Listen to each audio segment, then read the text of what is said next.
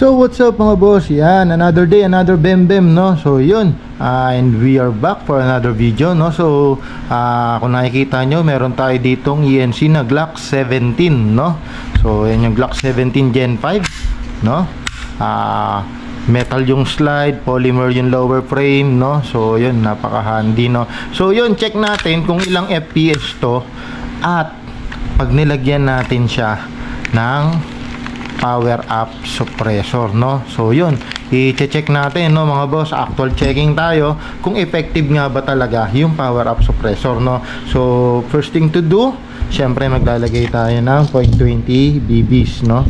So pull back, then salen, tapos alog-alog, no? So konti lang nilagay natin, tingnan lang natin kung talaga bang effective, no? So yun, kailangan yan, make sure natin na naka-perfect alternate sila, no? So tas maglalagay tayo ng gas. Yan.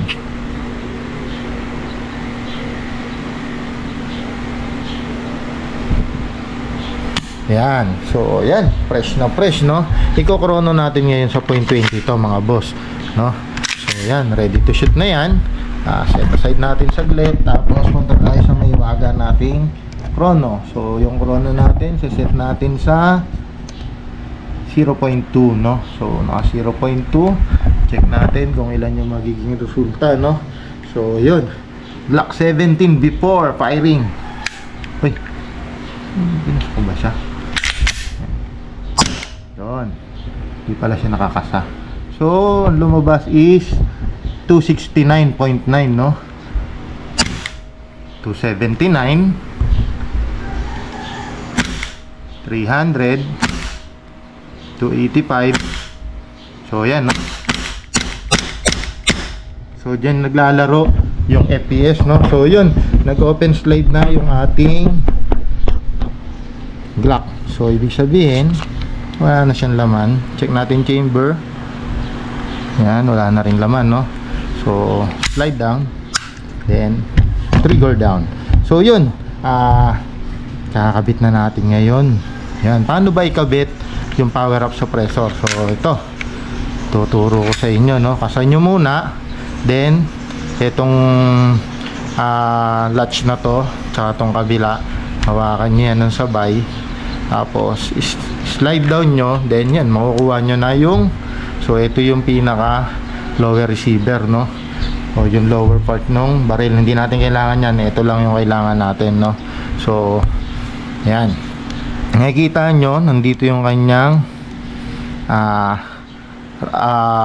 spring guide, no? So yan, tanggalin natin yan.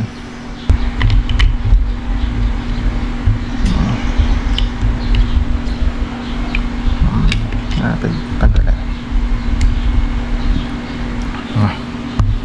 So yan, no, nakuha na natin siya. Tapos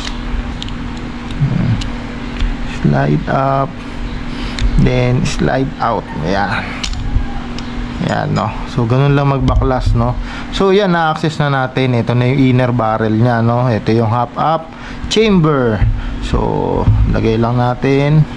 Then kailangan natin nung screw, kailangan matanggal natin yung dalawang screw na yan, no. So di naman yung ganun kaselan, ano lang, kailangan lang natin alisin yung masyadong malaki yung screw ko.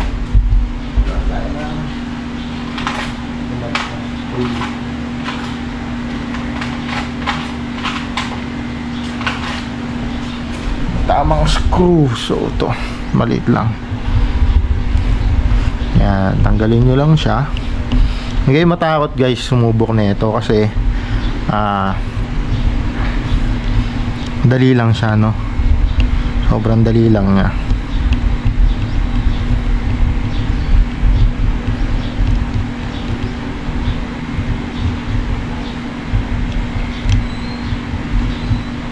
Yan. Tapos angat mo lang siya. Yan. Pag naiangat mo na siya, makikita mo tong latch na to, madali lang din yan ibalik, no? So, yan, ganyan mo lang siya. Ito naman, may guide to.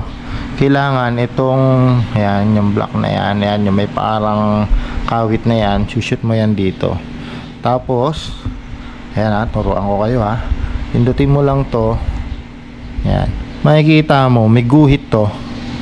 Yan. Yung guhit na yan, kailangan tumapat din yung guhit na yon. May guhit yan, ayun, may guhit din yan dun sa loob. So, makikita nyo yan, no? So, gagawin natin, testingin na natin yung inner barrel at saka yung power up suppressor, no? So, yan, yung suppressor. Yan. Gawin natin is yan. Pasok lang din natin to. Yun nga, as I said, itatapat mo yung guhit. Hanapin mo lang yun. May guhit yun. Yan. So yan, pagka natapat mo na siya, pasok mo lang. Tapos pag naipasok mo to ng ganyan, kailangan salat-salatin mo rin siya, no? Yan. Kung pumasok ba talaga. Yan. So far, okay na. Okay naman yung nangyari, no? Yan, no? Pumasok naman siya. Hindi na siya umiikot. Tapos, syempre, kabit natin to doon. Yan. Nakakabit mo lang yan. Eh, no? Kailangan sumakto lang yan dyan. No? Hindi ka naman maliligaw dyan kasi may kumpletong guide dyan, no? So, yun. Makikita mo yung uka na to. Yan. Tsaka yung uka para dito. So, kailangan lang pagtapatin mo sila.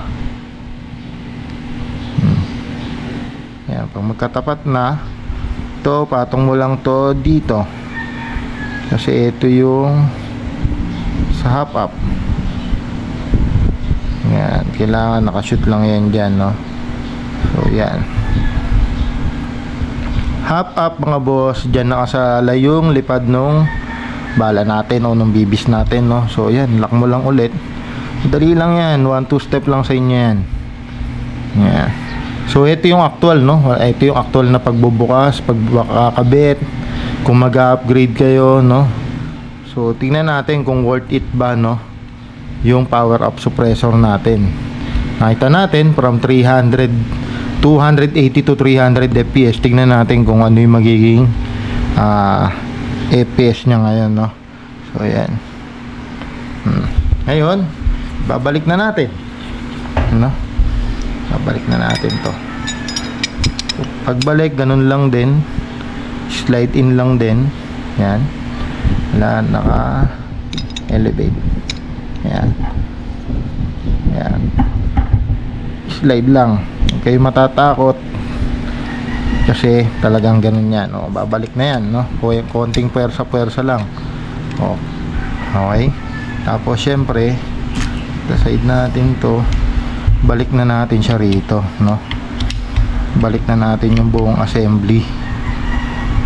Ayan.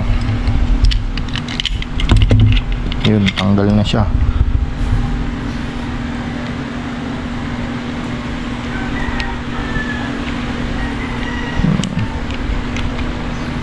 Ayan, assembly.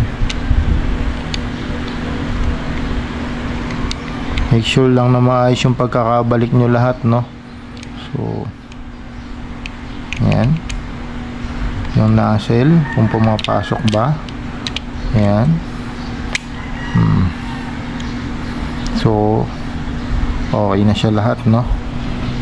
Ayan. Babalik nyo lang ulit yan, guys. Slide nyo lang. Ayan. Tapos, nakakabit nyo lang to, no? Slide. Ayan. Yan, roscas nyo lang. Roscas nyo maigi. Ayan.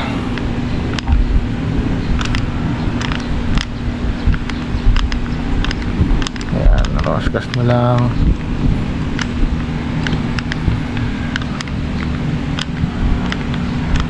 Ayan.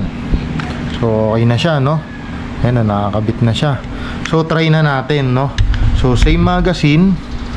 Lagyan natin ulit ng bibis. 0.20 ulit.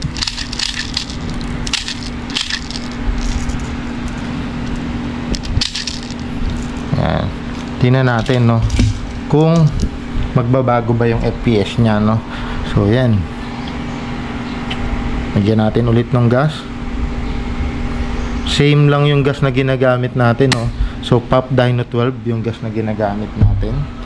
Tapos ilagay lang natin siya ulit dito, no? So yan, ganyan lang natin.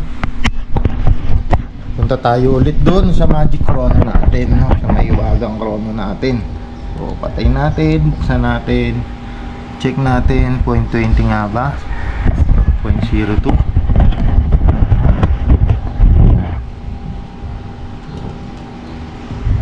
Makita, yan. So yan, tingnan natin, no?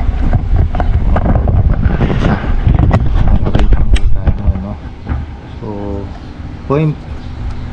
0.2, no? So yan, check natin. Ngayon, yan.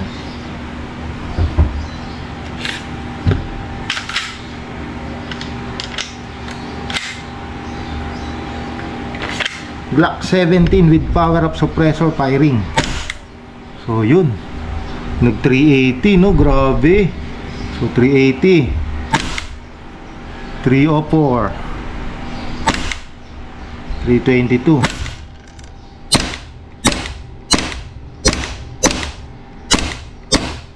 So yun, no?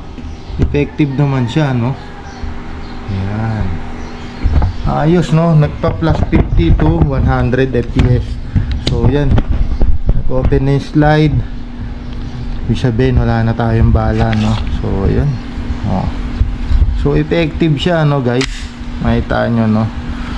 So pa plus 50 to 100 fps. So yun guys, yun yung upgrade natin for today's video. Maraming salamat po. Follow nyo ho kami, subscribe kayo sa channel namin sa YouTube. Marami pa kami share sa inyo. Savage Airsoft, yun. Maraming salamat po.